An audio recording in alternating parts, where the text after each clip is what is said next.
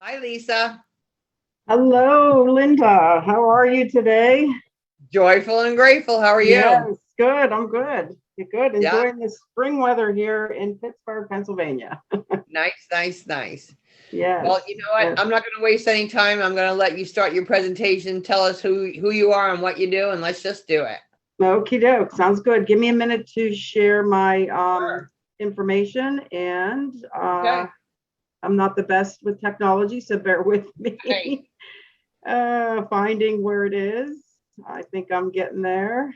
we've all been going through that the past couple of days. No big deal. I know, I just, yeah, for me, you all learned about me being a nature enthusiast. I'd rather be out digging in the dirt. Yeah, So, yeah, I hear you.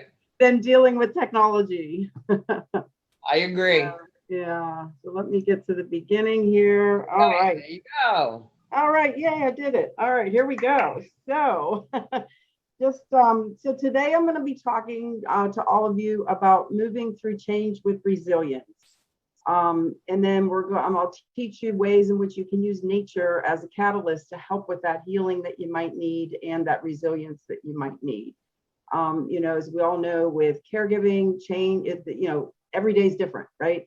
And every hour, even hour to hour can be different. So it's like, how do we continue to like maintain, joy, peace, patience, all of that, while all this, constant change is happening. So a little bit about who I am and about who Hope Grows is. So I am actually the founder and executive director of Hope Grows. I'll talk a minute about what we are, other than us being a 501c3 nonprofit. But myself, I am a licensed professional counselor in the state of Pennsylvania. I am also what's called a certified thanatologist.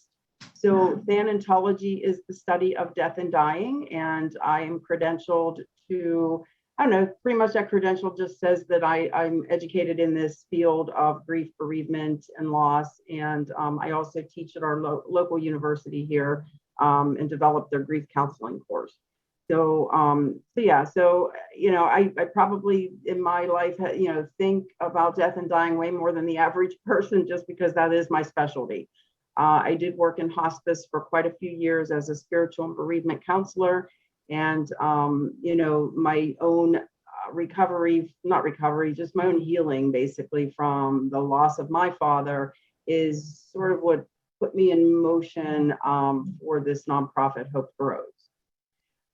Just personally, I grew up in Pittsburgh, Pennsylvania. Moved out west for a while, came back, and been back in Pittsburgh. Oh my gosh, probably 30 some plus years. I have 4 wonderful adult children, 7 just amazing grandchildren, and 1 on the way. My husband and I are nature enthusiasts. I don't know a time in childhood I was not outside in nature. And I don't know a time now in adulthood that I'm not in nature engaging in some way.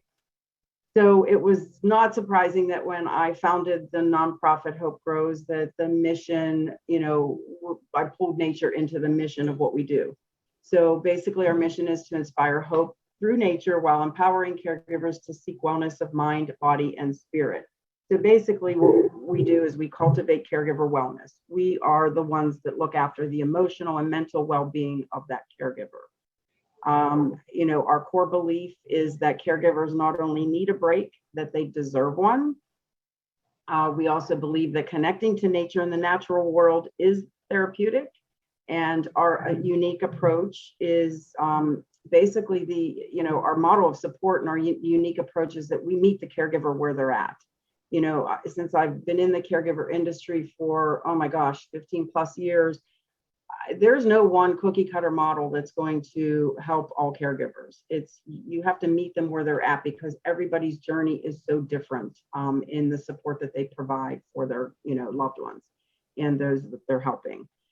So, we use a positive, holistic, and mindful approach to the work that we do here with our caregivers that engage. And, I'll talk a little bit about our programs and services here. So, we have 3 core areas of focus. One is counseling and support. One is called therapeutic respite, and the other is education. So our biggest program is called Think Caregiver. It's a monthly check-in phone call where caregivers opt in to receive a monthly call from us. And we currently are making about 300 and I think we're up to like maybe 320 monthly check-in phone calls every month. And, you know, sometimes we leave a message, sometimes we, you know, get somebody on the phone, and basically it's just us calling in saying, hi, how are you? You know, how's it going? If you need anything, we're here for you. Let us know what we can do to support you. And we can call anybody anywhere. We're actually in 10 states right now. You know, people find us on the internet and they call to see, you know, what kind of services they could engage with. And we do have several. One thing that we cannot do, and that's across the state line, is offer our mental health counseling that we do.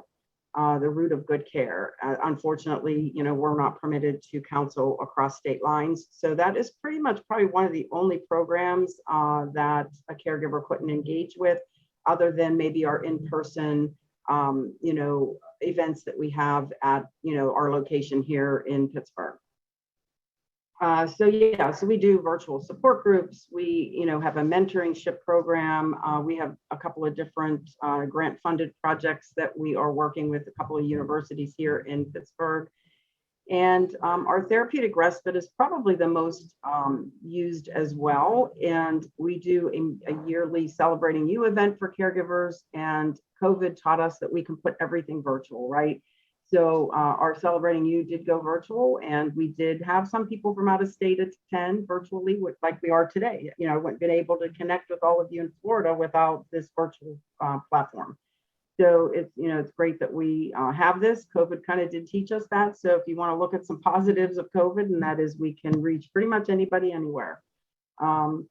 Another part of our therapeutic respite is monthly activities. So we have a YouTube channel called Hope Grows Pittsburgh, and you can tap into that at any time of the day that you want. And we have a long list of playlists of different types of different 10-minute to 30-minute activities that you can engage with, you know, meditation, yoga, you know, therapeutic writing. I mean, you name it, it's on there. So, you know, find it, go on there and tap into that. You know, turkey meals, I'm sorry, but this is one of the other things that you probably couldn't participate virtually, and that is at Thanksgiving, we do deliver turkey meals, cooked turkey meals to caregivers. Last year, we delivered 230 meals across, you know, the Pittsburgh area. So yeah, and the educational piece, powerful tools for caregivers, and our Joy of Living class, that's all virtual as well. So, you know, the best approach I tell people is sign up for our information, and you'll learn, you know, every month you'll get a monthly happenings. If you want, you can sign up for weekly emails, which include self-care tips. But yeah, so that's, you know, that's kind of who we are in a nutshell. Our biggest adventure that we're engaging upon is this. We are opening an overnight respite house for caregivers to break away overnight or 2 or 3, however long they need that rest. You know, I heard your speaker this morning about hospice, and, you know, hospice has that built-in care replacement model where, you know, every so often, you know, you can put your care receiver into a facility for 5 days so that you can gain respite. Well, you know, when I worked in hospice, I asked, oh my gosh, I don't even know how many caregivers, if there was a home to go to while your care receiver is receiving care, or, you know, while you're able to gain that break, I said, would you go spend the night? And 100% they were like, oh my gosh, where is this place? Yeah, they'll run there. They will run there. Run there, right. Well, you know, I said, it doesn't exist yet. I said, but it's in the works. And we're delayed in getting the doors open because of COVID. You know, I hate to keep blaming things on COVID, but it's reality.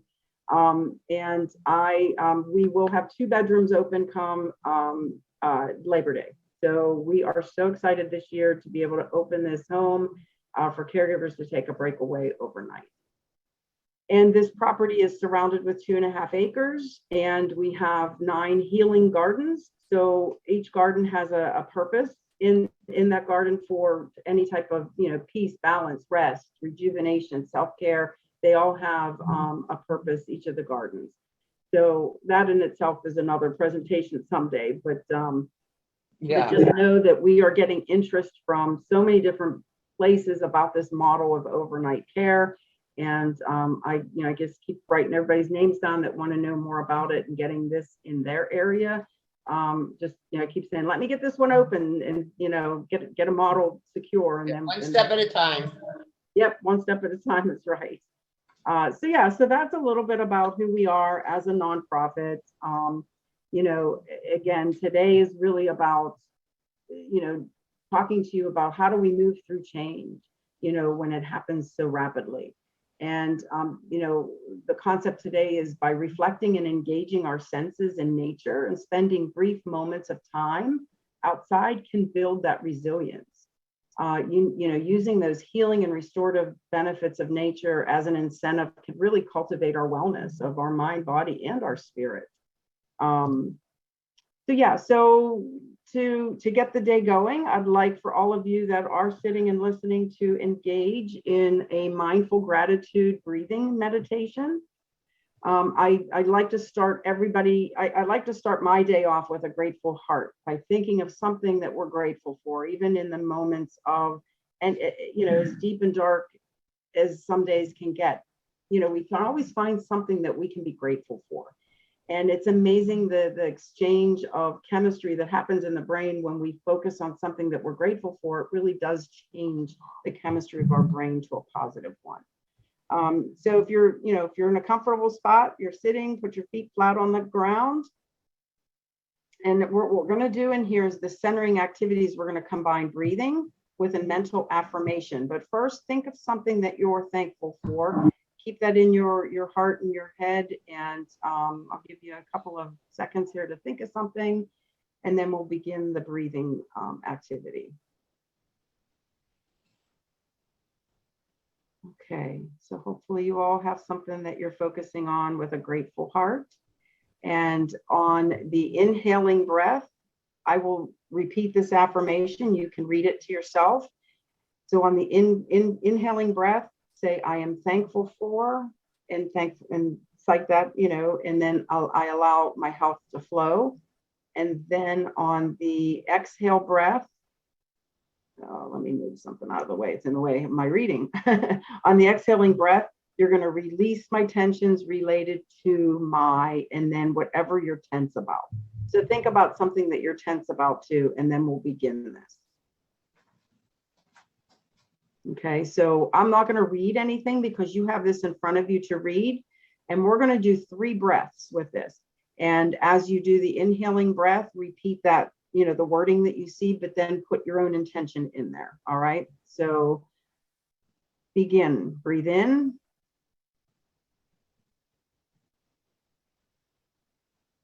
And exhale.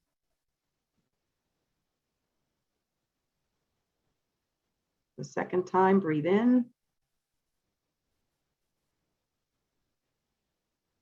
And exhale. Again, breathe in.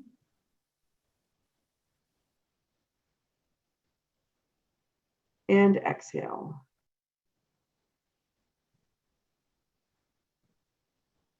Okay. All right. So hopefully that, helped you to release any tension that you might have had and help you focus on something, grateful and positive. So, and this is something you can do every day. You can start the day off with a mindful gratitude breathing. Take this that I gave you today and use that. I think it's important to ground ourselves even before the day begins, right? And focus on something positive. Okay, trying to move there we go. All right. So as we move through change, like I said, reflecting on, our senses in nature, it can be helpful. And it helps us with that motivation of change too, which we're going to talk about in a little bit here. And then I'm going to talk to you a little bit about what is this people-plant connection and why is it so profound? And then I'll give you an activity that you could take away and do today outside of this presentation. It's an ecotherapy activity. Okay, so that's what our time today is going to look like. I love this quote by John Muir. When we try to pick out anything by itself, we find it hitched to everything else in the universe. So just like this caterpillar, turning into a butterfly can be really, really beautiful, right? Change can be beautiful. But sometimes when we are faced with the journey of caring for someone, there are days that it's not always beautiful. And but nature, focusing on that nature piece can help bring us back to that place of beauty, because if you think about that caterpillar going into the cocoon, the whole process inside, if we were to do a microscope inside that cocoon, it's probably not really pretty to watch. I wouldn't think it would be. So just like sometimes in caregiving, it's not beautiful to watch, right? Because we're in the nitty gritty of those demands and the tasks and everything that we have to do for the person that we're, providing support to. But just know that once that dark place or that change, it happens, it can get to a place of being beautiful. We just have to allow ourselves to appreciate the process, right? And that's what nature is about. It's about appreciating the process in which it goes from one place to the next and the beauty within that. So, and two, we as humans have a reciprocal relationship with nature. We don't think about it that often, but we really truly do. We provide, plants and people provide that exchange, carbon dioxide, oxygen piece. We have to have nature around us to be able to breathe. And, and I'll talk a little bit more about that as we go on. But let's just kind of focus and look at this picture. It sprouted, right, from a dark, dark place. So when we move through change in the growing seasons with our care receiver, like I said, it can be difficult, but we might feel as if we don't have the strength, the desire, or the motivation in those moments. And we might just say, why bother? Why focus on me? Why focus on self-care? Why focus on the beauty of this change that could be happening? I just truly believe that we all have the ability, right, and the power to overcome any obstacle that we're faced. That's what the resilience is. And, just like this plant that sprouted from this really, really dark place, it obviously had the right amount of nutrients and the right amount of attention, the right amount of light to be able to grow.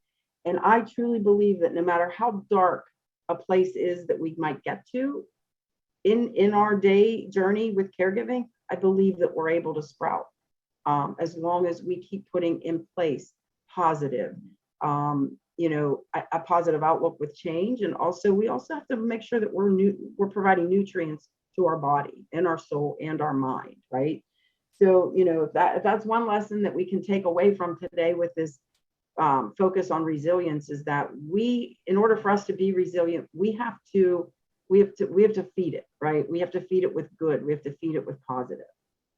So in nature, resilience comes from strength. Obviously, the seed of this in this dark place was strong enough to be able to have the little bit of light, the little bit of water to be able to nurture itself enough to sprout.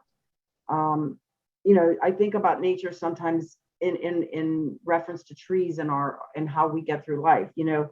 I wonder sometimes how do the trees stay standing during a horrible storm or cold winters that we have up here in the northeast. Again, it's the ability to soak up all of the nutrients that it needs, right, during those times in the spring, summer, and fall in order for that tree to keep its strength. And that's the same thing that we have to do for ourselves, right?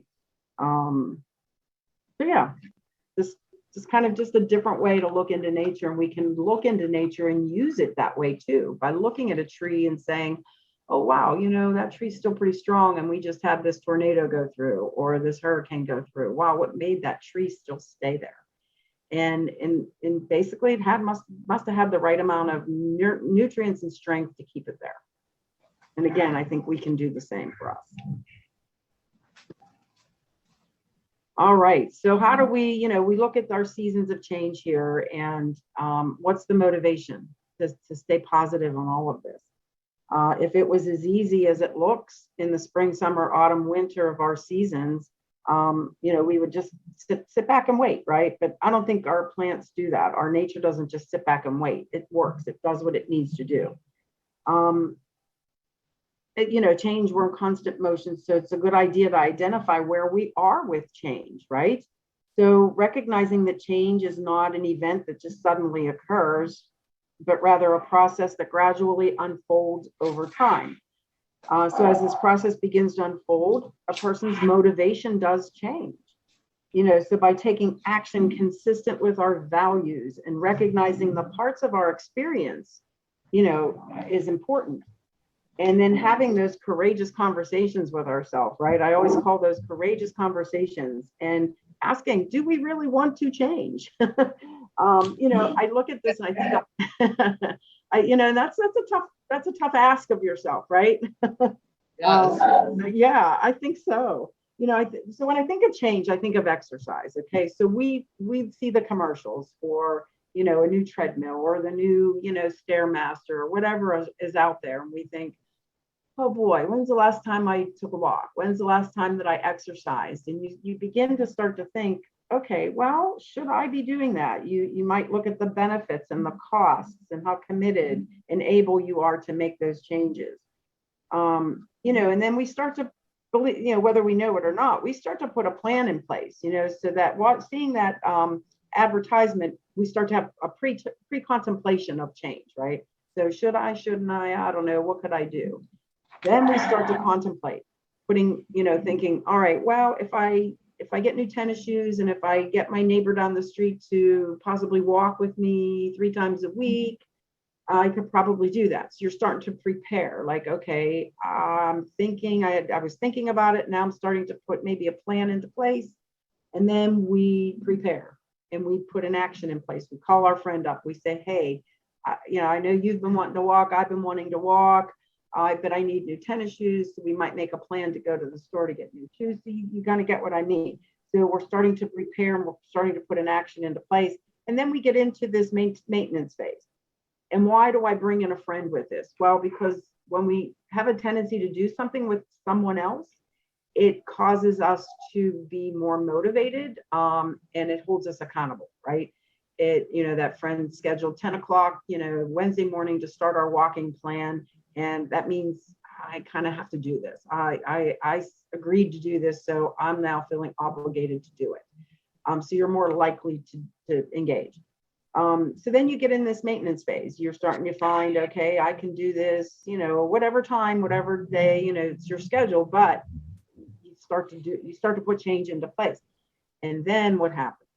A couple of weeks go by and life happens, and that dark place happens again. And it throws us off kilter. It throws us into change again. And sometimes we might terminate the plan that we had started to implement. Sometimes it's just we're taking a break maybe for a week or two till we get back on track. But the resilience part is what puts us back on track. It's that resilience part that keeps us motivated to keep that change into place.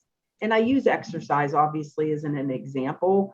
I think it's easy to relate to exercise and what it takes to actually go from that thought of, yeah, I should exercise, to actually doing it. But just know that when we get thrown off a kilter, that we need to make sure that we are strong enough in our resilience to be able to get back on track. Does that make sense? I'm hoping everybody's shaking their head yes. Yes. People are saying yes. Good. Yes. Okay. All right, chance versus change. Let's talk about that for a minute. Your life does not get better by chance. It gets better by change.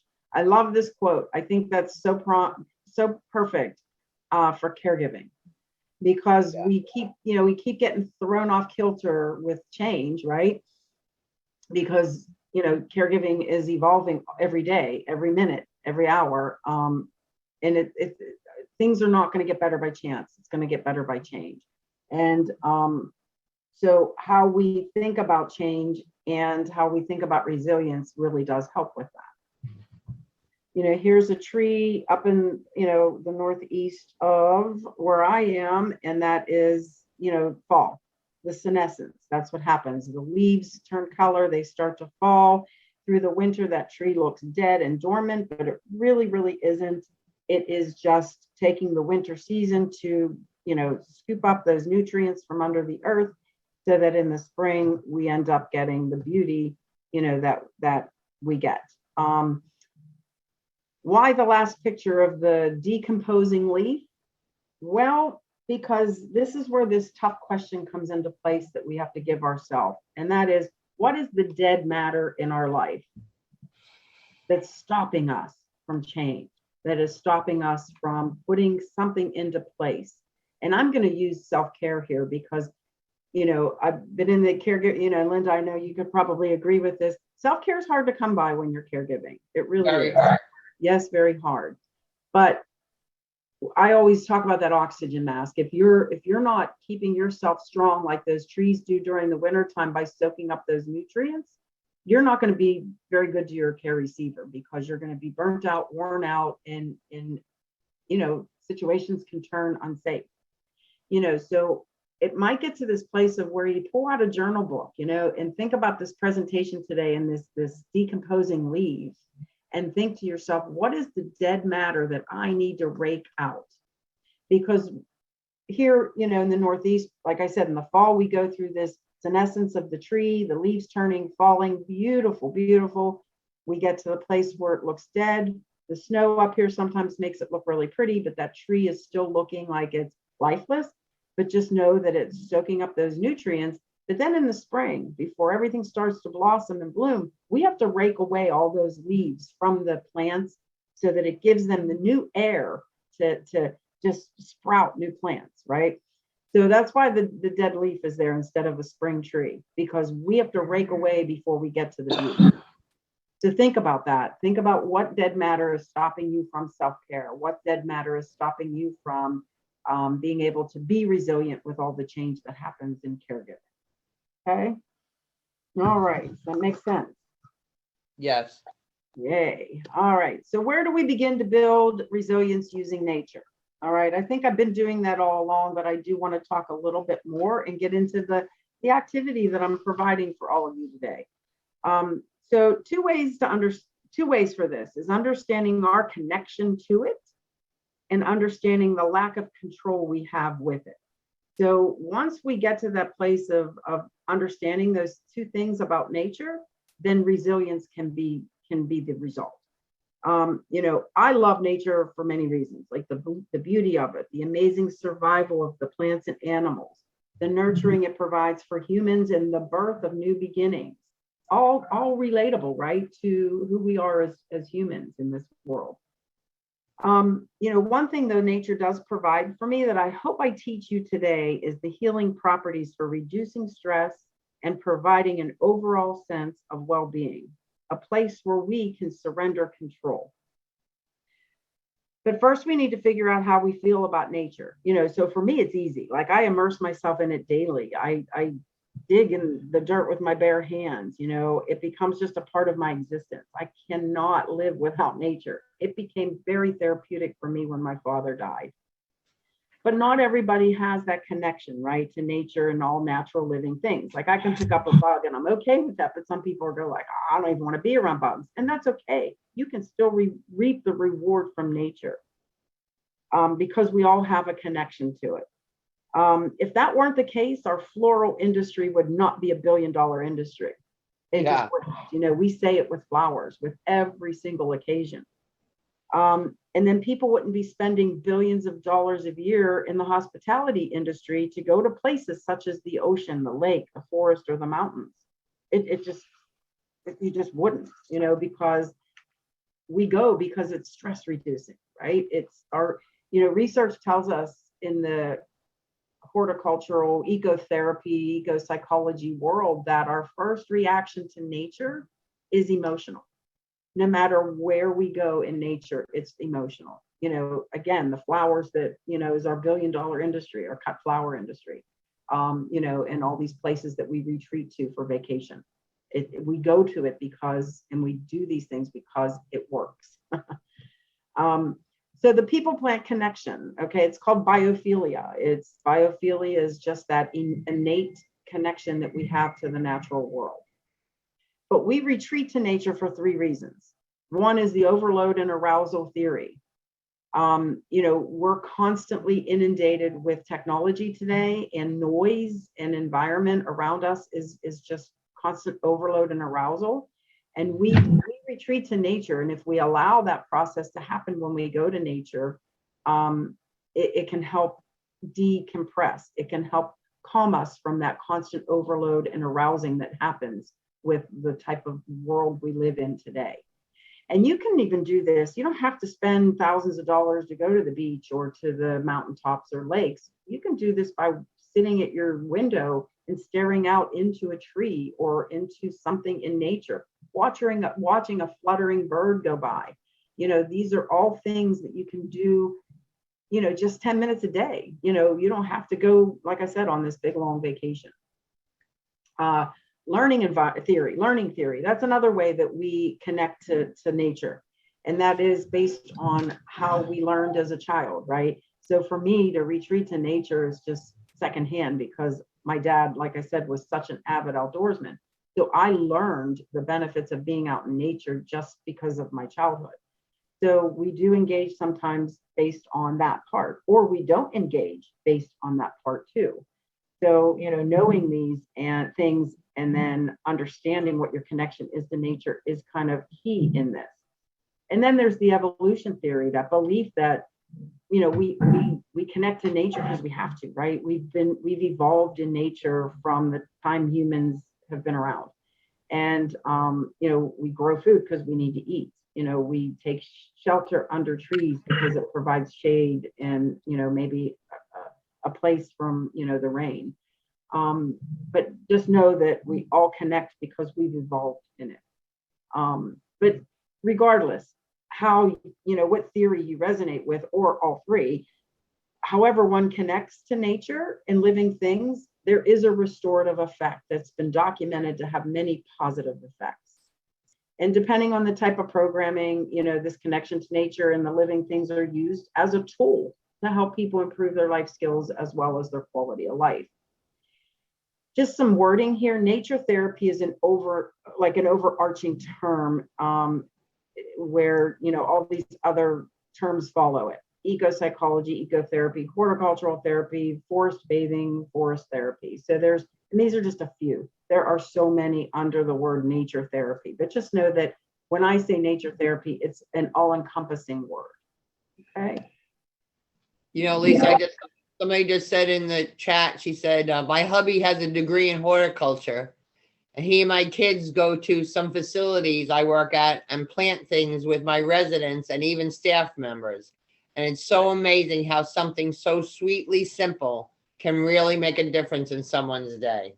Oh, yes. Thank you for sharing that. That is so true. I mean, it is just amazing. We do use some horticultural therapy here with Hope Grows.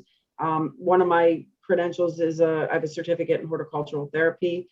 It's amazing the types of programs around the country that has been implemented and is still being implemented to help people through, you know, just anything in their life, you know, just like physical therapy or occupational therapy. It can be used as a tool to help. So yes, thank you so much for sharing that. I appreciate it. It's makes me feel great. Yes, makes me feel great. Wonderful, wonderful. Okay, so just to kind of just talk a little bit about what is ecotherapy. Well, it's a method of restoring optimal health and well-being through routine exposure to an experience in the natural world. You know, that's basically the term for it. Earthing. This is something you all can do as well. If you've never heard the term earthing, it's an example of being impacted by your natural environment. So how I tell people to start to do earthing is hug a tree. Your physical body is against nature, and you are absorbing the positive and feel good chemicals that are coming from nature into you. The other piece of earthing is take your shoes off and stand on the beach, or the earth of, wherever you're at. That is another example. It's a very grounding experience that can happen. So if you're going through change in your day that's just so overwhelming, because we all know in caregiving, change can happen daily, it can happen hourly, it can happen minute by minute. And if you get to that place where you're just feeling like kind of out of your body, go outside, take your shoes off, stand on the earth for a good 5 minutes. I think we can all find 5 minutes, right, to do that. It can be so beneficial and so helping because it just grounds us. There's another term here called Shinrin Yoku, and that's Japanese for forest bathing. That is starting to become more popular in the Northeast here of where we live. But basically what it does is it creates conscious awareness of the external state, which brings an awareness to our internal state. And, forest bathing is not about putting a bathing suit on and going into the forest. Okay. Somebody asked me that once, and, if you look at that, you think, okay, well, that does make sense. Bathing, whatever. But no, it's basically about taking yourself into the thick of the forest or the thick of the woods and allowing the terpenes and things that come from the trees naturally to absorb into our bodies. And when that happens, there's a conscious awareness that happens with our surrounding in that. And then it enables us to be able to mindfully engage into the internal piece of who we are. I mean, you can do that on a trail, right? We have trails almost everywhere in every city, every town. You can do this even just walking on your street with different trees and plants that are around you. It's taking that conscious awareness of where you're at in nature, not just walking. It's engaging and thinking about where you're going and what the tree looks like or the plants look like, allowing that external part to come into our internal part. Lisa, when I'm having a tough day, I go to the botanical gardens. Oh, yes. Oh, I love it. Or like we have here in Pittsburgh, a conservatory called Phipps Conservatory. Oh my gosh. There are times where I've just gone there and just quietly by myself and just walk around through it. Right. It can bring so much healing and so much grounding. So I just wanted to bring some of that to your attention. There are so many other ecotherapy things we can be doing. As I mentioned on our YouTube channel, we will do nature therapy activities. So there's several in our YouTube, channel that you can engage in there and find different ways to connect to the nature and the natural world. So it's just a few ecotherapy facts, if I haven't convinced you enough yet, that, it's been recorded that we really only spend about 5% of our time outdoors.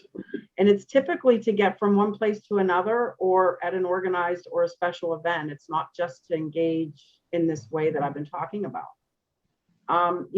It's also been recorded that spending time in the woods is vital to our mood and our immune function. Trees emit terpenes. I've said that word, just a few minutes ago, and it increases our NK cell count in our body. You might be wondering, what is your NK cells? They're called natural killer cells. We all have them in our body.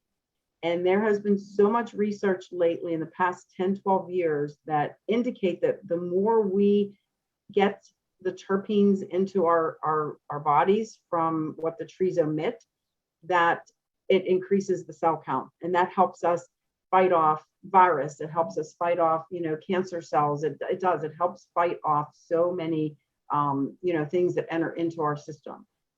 So right there to me is enough convincing to just get out there in nature daily and allow those terpenes to get into my body. The other piece is that the soil of the earth contains beneficial bacteria. It's called Mycobacterium buccae. It's what it does is it actually increases the serotonin in your brain. Believe it or not, like when I had to read the whole research of this before I was kind of convinced, but then again, I didn't have to, because when I garden and I have my hands with no gloves actually in the earth, after an hour or two, I feel better. And that's why, because I'm having an increase of serotonin in the brain. It's a feel-good hormone that just makes us just feel better. so retreating to nature is a form of self-care, right? And that's been proven too through research. Elise, I don't know if you can answer this question, but somebody said, I love to work in the yard, but the fire ants make that almost impossible. Almost every time I get bites, it takes weeks to get back to normal. What can we do about this problem? Do you know? Well, one of the other things that we do here at Hope Grows is we teach about aromatherapy and essential oils. Try to use peppermint oil. That can deter some of those ants away from where you're going to be. And you can also, we use doTERRA essential oils. That's a company in Utah. And there's another company that has a really good pure therapeutic grade oil, and I'm drawing a blank with their name right now. It'll come to me somewhere through this conversation. But anyway, peppermint's good for deterring ants, and there's a blend called Terra Shield in the doTERRA product, and I spray it on me because it's a deterrent. A repellent. It acts as a repellent. Other than, talking to some type of a pest company to find out how you can, put those fire ants at bay. Until then, it might be a little difficult for you to get out into the actual, soil of the earth. But, we also have potted plants. We also can do a raised garden bed. By pulling in some of the natural earth along with, the potting soil and things. You'll gain some benefit from that as well. Thank you. Yes. Okay. So moving on. All right, here is the nature activity that I'm going to share with you today. So in Sanskrit, mandala means both circle and center. It represents both the visible and the invisible worlds. Mandalas have been shown in clinical studies to boost the immune system, reduce stress, pain, lower blood pressure, promote sleep, and ease depression. If you've ever seen those mandalas on paper, you can actually color a mandala and it would provide that same benefit. The mandala does not have to be a nature mandala. It can be a mandala of any sort. But yes, it's just an amazing tool that can be used. So, there's adult coloring books. If you're looking for one, look for ones that have mandalas in it, and get yourself some colored pencils. That will also work as well as this activity.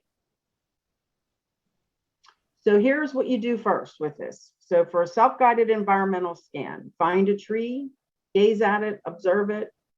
Don't judge it, just gaze into it. Notice what's in motion around you while you're doing this. And then obviously you want to take some paper and pencil with you, and you want to sit quietly, record your observations, your thoughts and feelings that come to you. And then, see what resonates with you. Is it words such as strength, healing, hope, resilience? It doesn't have to be, but are those part of that? And then once you do that, start to go around and collect objects. Pick up whatever speaks to you in nature, small little things. I did this last week with an autism conference, and I taught not only the moms, the parents of these children, this activity, but I was like, you could do this with your children as well. You could even do this with your care receiver. It doesn't have to be a child. It can be at any age. So you go around collecting objects, and what I did was I collected sticks, because sticks remind me of strength. I collected, we have a black walnut tree here a black hickory tree that drops these huge nuts in the fall. And the squirrels just wreak havoc of trying to break open those shells and get the nut inside. And then we're left with cleanup of the open shell. So I think of those, I picked up a bunch of those, broken shells, because it just reminds me that even though it's so hard on the outside, that eventually it will start to decompose and turn, into compost, but it does take time. And I always think about that shell thinking, we all have sometimes a hard outer shell, and we've got this soft piece of who we are inside. And sometimes we don't allow that soft piece of who we are to be seen because we're so stressed and so tired. And it was to me just a reminder that, you know, even though we have an hard outer shell of who we are, we need to, you know, we need to realize that that there is a different part of who we are inside. So I collected those. I collected some of the spring flowers that, you know, were starting to bloom around here, because that right there spoke of resilience to me, because we had probably 4 days here after everything started to bloom where we got below freezing temperatures again. And when that happens, you know, some of you that are from, you know, New York and stuff, you know what happens sometimes. That cold just lets those blossoms in it, you lose them. Well, guess what? That week we had three or four nights of below freezing. We still have all the flowers. I was amazed. I was like, oh my gosh, you know, God truly did like save us or spare our beauty here with spring. So for me, I started to cut away at some of them to use in my mandala that I did this past weekend.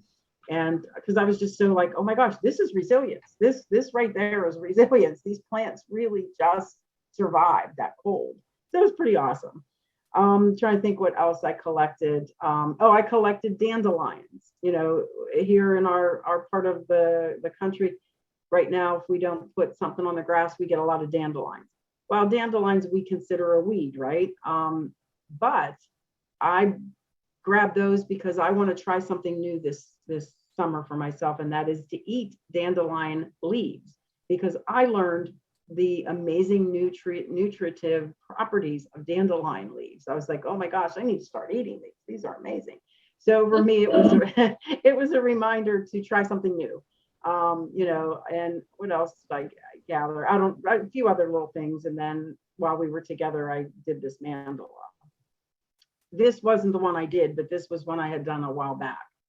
So when you do the integrative part of this, you want to look over your items, select the ones that resonated, make sure you have a flat surface, and then begin to set them out. You know, look over the notes you took when you were gazing at your tree, and collecting your items. Create the center around how you see yourself in the world and what you may need more of in relation to yourself internally. Okay. And that's, you know, the one I did in the fall, this is what it looked like. It just, and they're pretty, aren't they? Like they're just awesome. Yeah. So it's a fun activity. It's like I said, it's a fun activity to do for yourself, but also with your care receiver. And then you saw the little rock in the middle that said hope. We use talismans here. So carrying a talisman around, one may feel that it's energetic properties, you know, coming from it. And it can be an available resource that you can draw upon in times of need. So we have all different kinds of words, rocks and stones here that we give our caregivers. Like this one is breathe. I keep this one on my desk because I have a tendency to hold my breath when I'm stressed. And I have a tendency sometimes to shallow breathe. You know, breathing is easy to do, but it's hard to remember, like, oh my gosh, check in with yourself. How am I breathing? Am I deep breathing? That's the most beneficial. So for me, I put this on my desk to remind me, okay, breathe. Somebody just made a comment, dandelion greens taste better than spinach. Do they? Okay, I haven't done it yet, but I'm doing it. Oh, awesome. Awesome. So consider, you know, you don't have to have a fancy one that has the word engraved in it, but collect yourself some rocks, write on it what you need as a tangible reminder to help you through your day so that you can keep building that resilience and, you know, and the strength that you need to have that resilience. And then sometimes, you know, like I said, that dead matter, sometimes we have to we find that we might need some healing. You know, we might get to a place where we might need to, you know, talk with a therapist, or we might need to, you know, I don't know, like there's all different kinds of healing. Maybe we need physical healing. You know, maybe we need to go away for a day and regain, you know, our strength, our balance, and restore ourselves. You know, everybody's, like I said, everybody is different along their journey and what they need at different times. We just have to ask that hardcore question all the time: is what is the dead matter that's stopping me from truly being joyful and truly being balanced and you know, having hope or faith. So okay, what's next? Okay, one other thing I want to tell you is if you can't get out in nature, the impact of a virtual garden experience can be beneficial as well. So about a year ago, we had a student from our local university do a project with us, or a research study at the university, and she looked at the impact of a virtual garden experience on caregiver anxiety.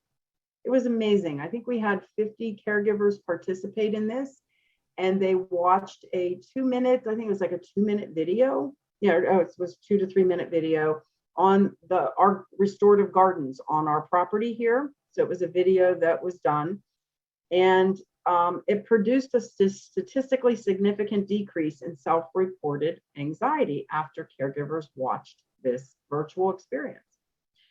So the point of the matter is that getting out in nature is good. It's better, but benefits can happen from watching nature videos. So, I'm sure with our internet, you can probably find a plethora of nature videos to engage with if for some reason you can't, actually get out. So that's why I say even from your window, just gazing out for 5 or 10 minutes. We have a podcast called Into Nature, and we're running a series right now called Just 10 Minutes. And it's what can you do for 10 minutes to keep yourself in check, with where you're at in caregiving. And so even just sitting at the window and staring out at a bird or something. What else? So then, you can also end the day with a mindful gratitude breathing meditation. It's the same one that we did, going into this presentation. But keep in mind doing one in the morning and then doing one again before you go to bed. It can also maybe help with your breathing at night to help you relax a little bit deeper so that you can get a more restful sleep. If you're struggling with sleep, I would recommend doing something like this at night. Okay. And the control part I didn't talk about a little bit here, but I will. And I love this quote: nature does not expect anything from me. It is one place that I am able to surrender all control. And that is so true. We cannot control nature. And it is one place that you can go into and have that expectation. Like, nature's not asking anything of me. It's not expecting anything from me. Therefore, I don't need to control it. And it's a pretty deep concept, but it's so true. It is so true. We cannot control. It's interesting in Pittsburgh. We're, I think, outside of Seattle, I think we're the ones that get the second, city that gets the most dark gray days a year. and it, it's hard. It's hard sometimes because, but it then becomes a mindset. And that is, and I always tell people, if you're constantly complaining about the weather here in Pittsburgh, maybe it's time to get up and move, because it's true, because we can't control what Pittsburgh weather gets, and, I thrive on it. I'm like one of those nature people that can go deep in the thick of the forest and be among the moss and the trees and be okay. Yeah. Someone just said in the chat, I have a friend who has PTSD. Yes. I began taking her for rides to nowhere. Sometimes we would stop and walk. We pick up rocks. Then we'd set up and painted them and wrote on them. Next time we go, we would take the rocks and leave them for others to find. I love that. Thank you. I love it. Oh, thank you. Yeah. That is awesome. Yeah. Oh, so awesome. Yeah. Oh, thank you for sharing those, some things that people are doing in nature. Yeah, that's awesome. Very cool. So one more thing about this plant here, the iris. So if you notice that the house we're opening, I might not have said it's called the Iris Respite House. So back when we started the nonprofit and we had our very first fundraising event, we had a florographer. So it's a woman who her career was connecting the Victorian era of symbolism with plants and flowers. Wow. And incorporating that into places of healing from grief and loss and cancer, which is amazing. And she had just this whole library of, what different symbolisms of plants and things were. And I told her about, one thing I didn't tell you was when my father died of pancreatic cancer, that's when I retreated to nature in a different way. But I also had a dream from him. And that dream, I was walking through this beautiful, lush garden. And every time I looked up at the sun rays, I saw his face smiling down at me. And when I woke up, I uttered the words, "Hope grows." And from there, it helped me to evolve this nonprofit to what it is today. However, so when I was at this workshop listening to this florographer, I asked her about, my father, or I was telling her the story about my father. And she said to me, "Well, when's his birth date?" And I said, "November 30th.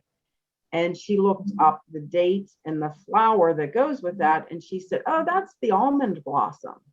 That birth date represents the almond blossom." And I said, "Oh, okay." And then she goes, and the almond blossom symbolizes hope.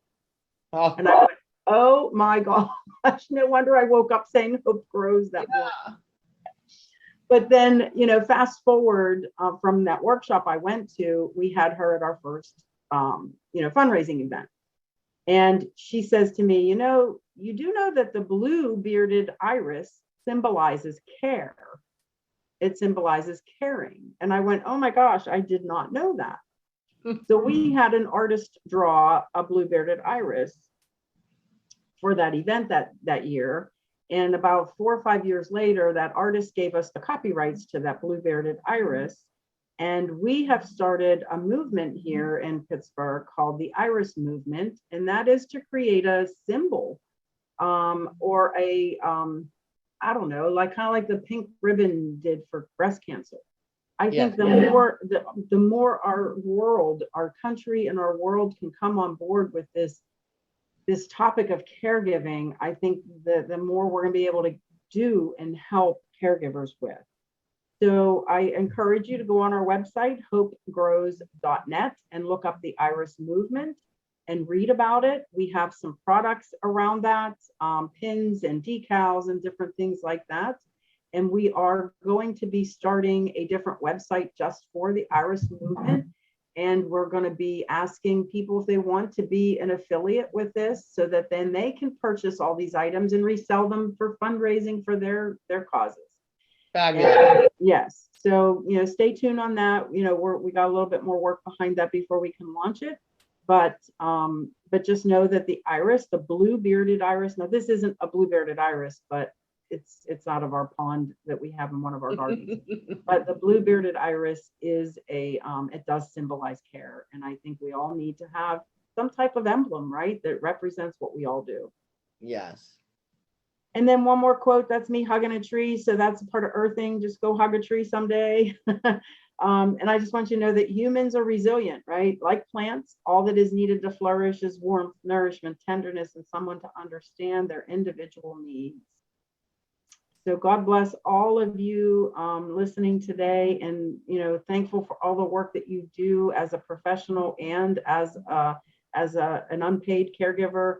It's amazing the amount of money that our unpaid family caregivers save this healthcare industry per year. It's billions of dollars. So it's wonderful what you all do. Yes. Thank you so much for being with me, my friend, today. We so appreciate you. Everybody seemed to really enjoy everything that's going on. I'm sure you will be hearing more. Yes, absolutely, Linda. Thank you for allowing me into your space today, and to everybody that was listening. This is awesome. And when I get to Pennsylvania, we'll hook up. Yes, you do need to come and check us out. That's right. Who knows? All right, my friend. Maybe there'll be an Iris Respite House in Florida someday. Maybe. I'm up for the conversation. Awesome. All right. Have a delicious day and God bless you. All right. Bye, everyone.